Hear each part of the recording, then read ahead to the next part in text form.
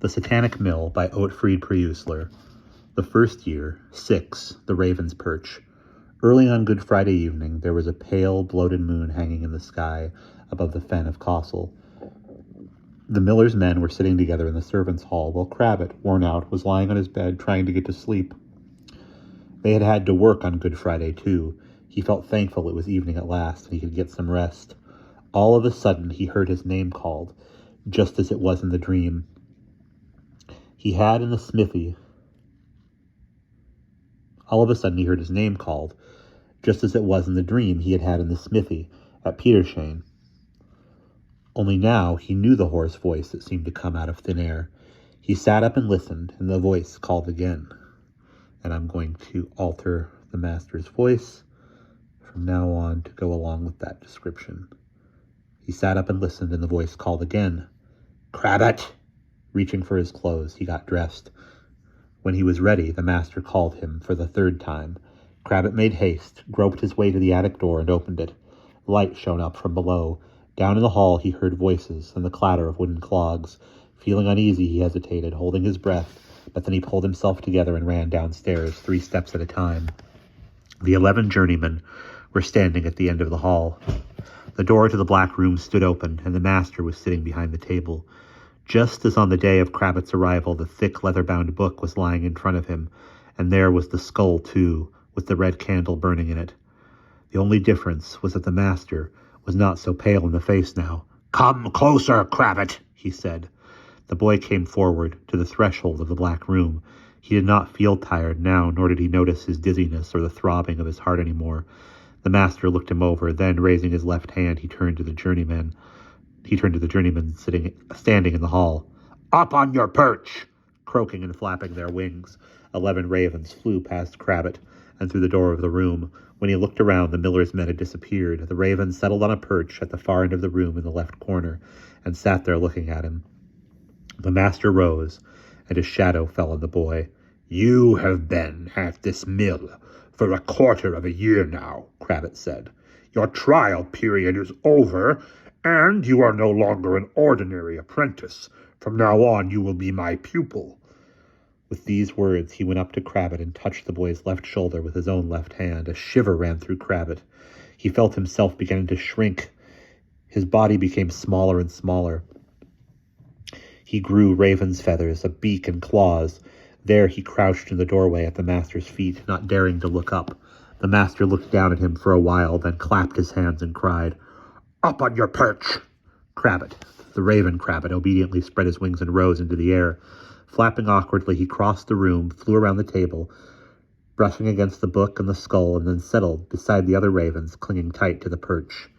"You must know that you are in a black school, Crabbit," the master told him. "You will not learn reading and writing and arithmetic here. You will learn the art of arts. The book chained to the table is the book of necromancy, which teaches how to conjure up spirits. As you see, it has black pages and the words are white.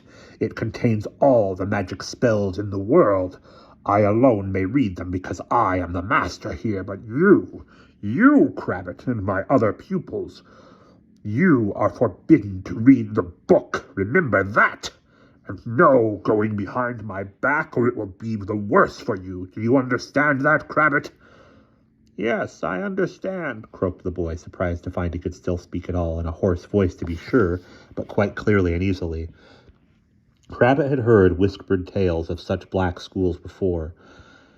There were said to be several of them in Lusatia, but he had always supposed that those were just old wives' tales, such as women will tell while they sit and spin. Now he was a pupil in a black school himself. Though it appeared to be an ordinary mill, yet it seemed that those who lived nearby, at least, said there was something strange about the place. Or why did the people of the fen of Castle keep away?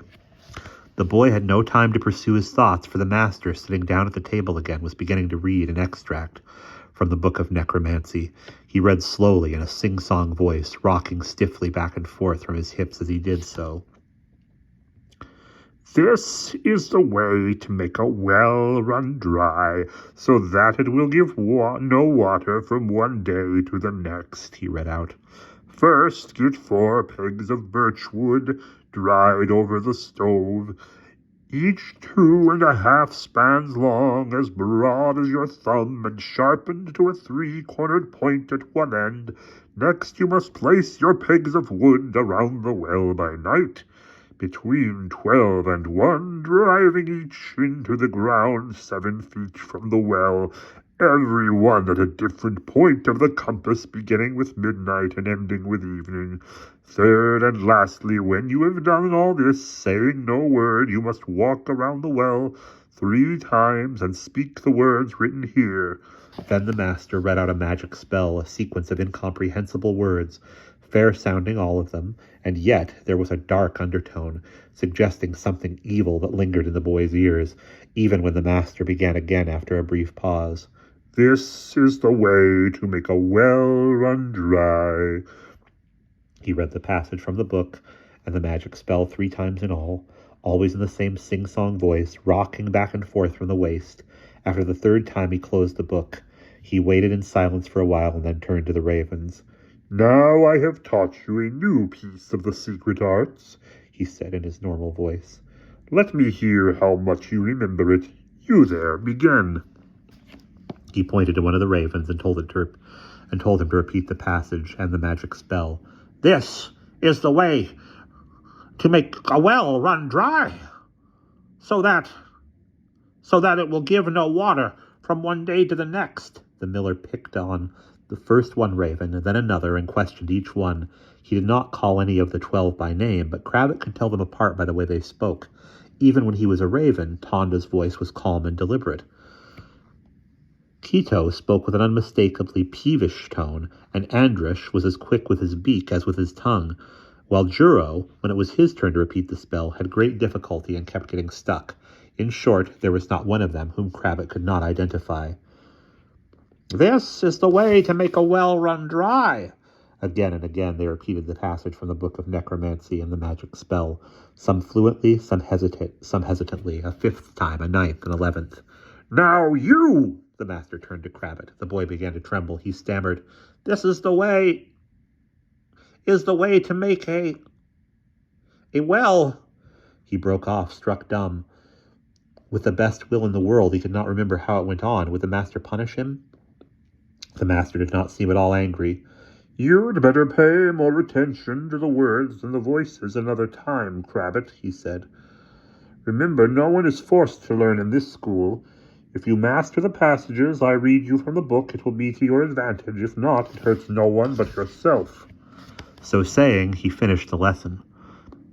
The door opened and the ravens flew out. Back in the hall, they returned to human form. Cravat, too, was changed back. He did not know how or by whom, and as he made his way up to the attic behind the miller's men, he felt as though he had dreamed some strange, confusing dream. And that is the end of Chapter 6.